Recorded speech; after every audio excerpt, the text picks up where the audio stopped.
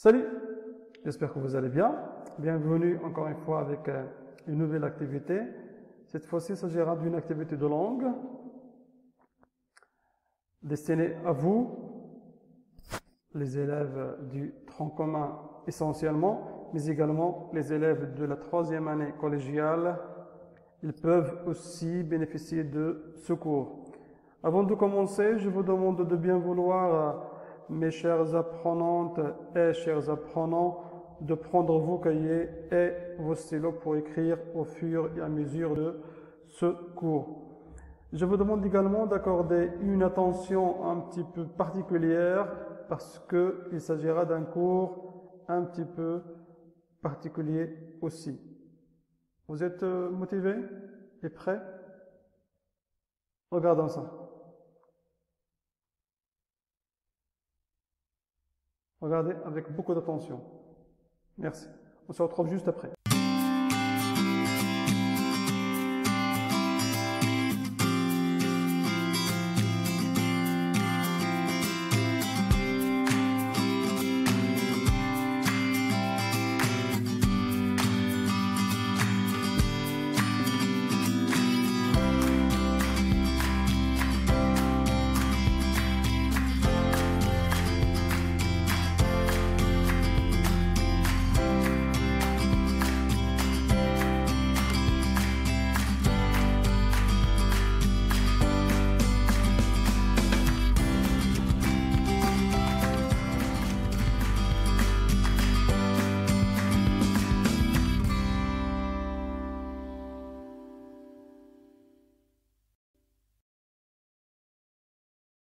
Alors, quelles sont vos premières impressions après avoir regardé la vidéo?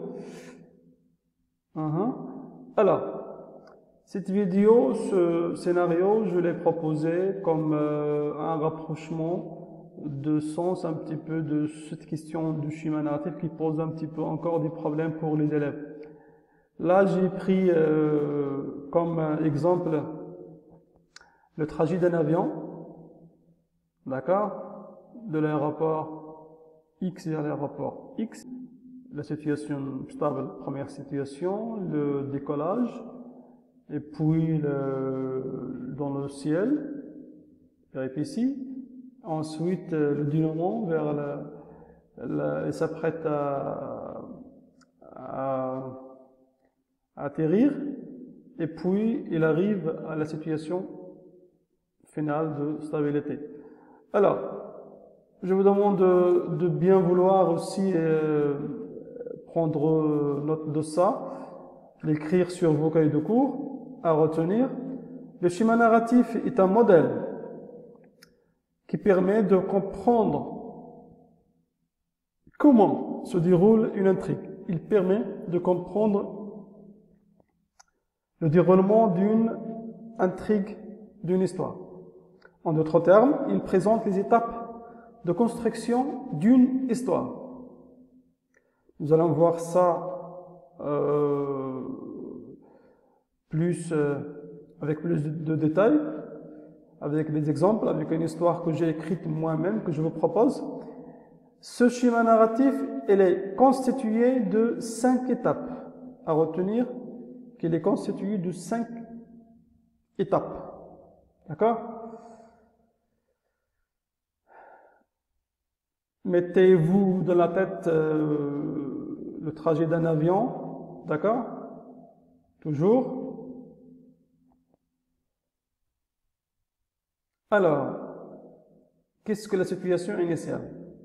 Ou l'incipit, par exemple, pour les romans. Il a pour fonction, entre autres, de 1. Informer le lecteur sur les personnages principaux, pas tous les récits bien sûr.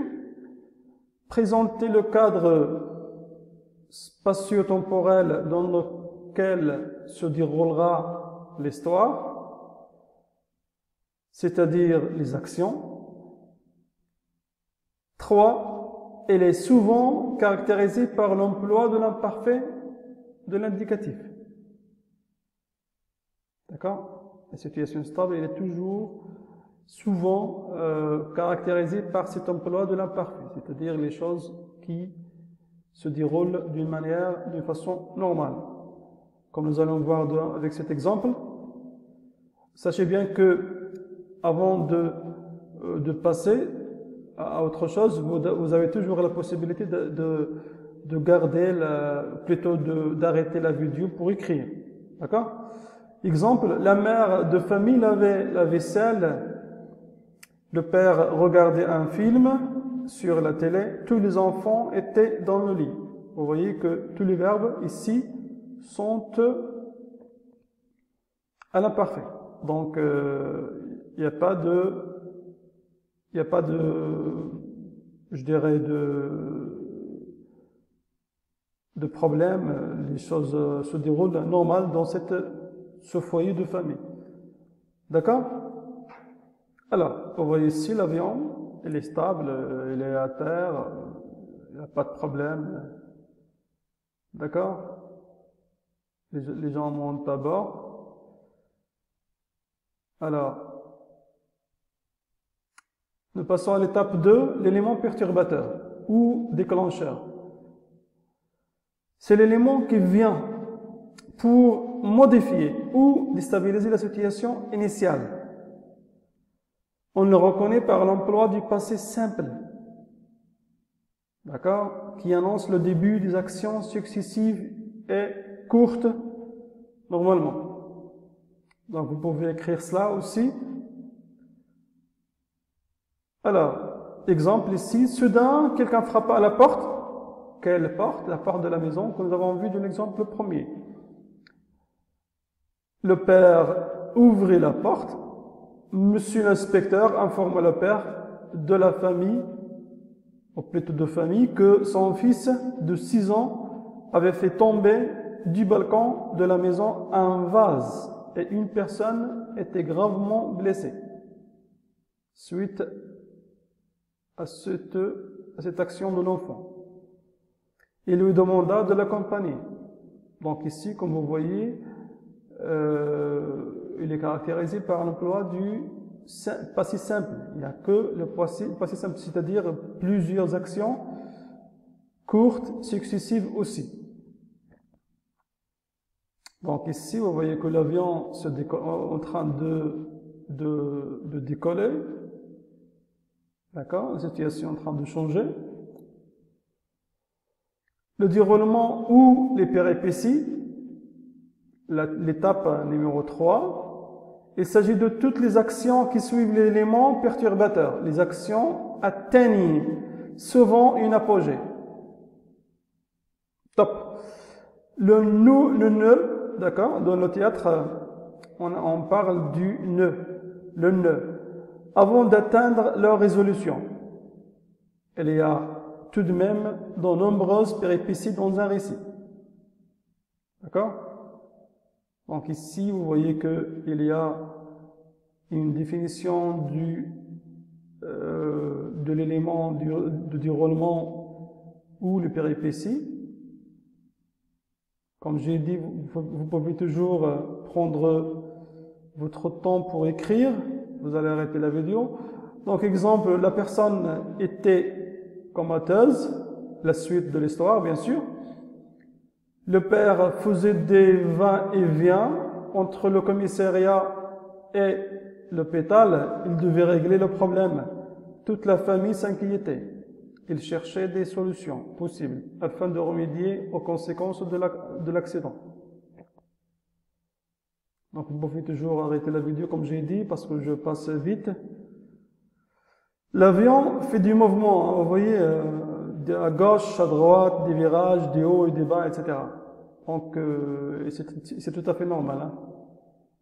Alors, 4. L'élément de résolution ou le dénouement. C'est la clé du récit. Hein. C'est la clé du récit, on l'appelle la clé du récit, qui met fin aux actions. Le récit dénoue vers la fin, le début du retour du calme. Donc, le début du retour du calme. Le personnage trouve une solution en quelque sorte. Donc, l'exemple ici, c'est un petit peu lent. Nous allons lire ça. la victime se réveilla, c'est-à-dire la victime de cet incident, toujours avec l'histoire de la famille, et sont sortis sains et saufs, en dépit des blessures et des douleurs. Elle décida, après avoir appris conscience de ce qui s'y passait, de ne pas poursuivre la famille. Elle pardonna l'enfant, qui lui présenta ses excuses. Donc les membres de la famille étaient émus face à l'indulgence de la personne. Vous voyez que si la personne est indulgente, c'est-à-dire tolérante, elle a décidé de ne pas poursuivre la famille, elle ne savait pas comment la remercier, c'est-à-dire la famille, de son geste humain. Le père de la famille signa les papiers nécessaires auprès de la police judiciaire et tout le monde rentra à la maison. Donc nous passons à l'illustration. Donc ici nous avons l'avion qui s'approche du sol. L'avion s'approche du sol en plein atterrissage sur un aéroport. Donc ici, l'élément, cinquième élément, la situation finale, ou bien l'excipit, on appelle aussi l'excipit. Il peut être bonne ou mauvaise, ça dépend du roulement de l'histoire. Mais il faut que la situation des personnages soit résolue. Souvent, je dis toujours souvent, ce n'est pas une règle générale. Cela revient aux intentions de l'écrivain, bien sûr. Donc l'exemple, la fin de l'histoire ici, les enfants révisaient leurs leçons, le père lisait un roman d'un grand écrivain marocain qu'il aimait, et la mère regardait son émission hebdomadaire préférée qu'elle avait enregistrée sur son ordinateur personnel. Alors, vous voyez ici que la situation revient normale et les enfants sont aussi à la maison, tout le monde à la maison, et tout le monde est retourné à ses habitudes normales, c'est-à-dire à la situation stable. Alors, donc voici l'illustration de l'avion. Il revient et est déjà à terre, au sol.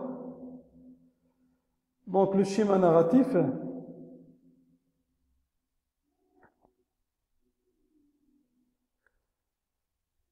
ici, on remarque, le schéma narratif n'a pas toujours une règle générale, il varie selon les textes romans, par exemple, et en fonction des intentions de l'auteur. En outre, la situation finale change par rapport à la situation initiale. C'est tout à fait normal. Un avion, quand il décolle d'un aéroport, il va atterrir dans un autre aéroport. Et c'est tout à fait normal. Alors,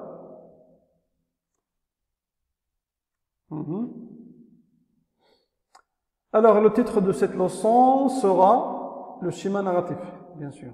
Vous allez mettre en haut le titre, le schéma narratif. Alors, nous arrivons à l'exercice d'application. Relevez le schéma narratif dans le chevalet double pour les élèves du tronc commun. Et pour les autres élèves, vous avez des extraits, d'accord, des textes, et vous allez pouvoir appliquer les mêmes étapes et les mêmes notions sur n'importe quel extrait. Quant à moi, jusqu'ici, je vous dis, portez-vous bien et on se retrouvera très prochainement avec une nouvelle activité. Merci de votre attention et au revoir.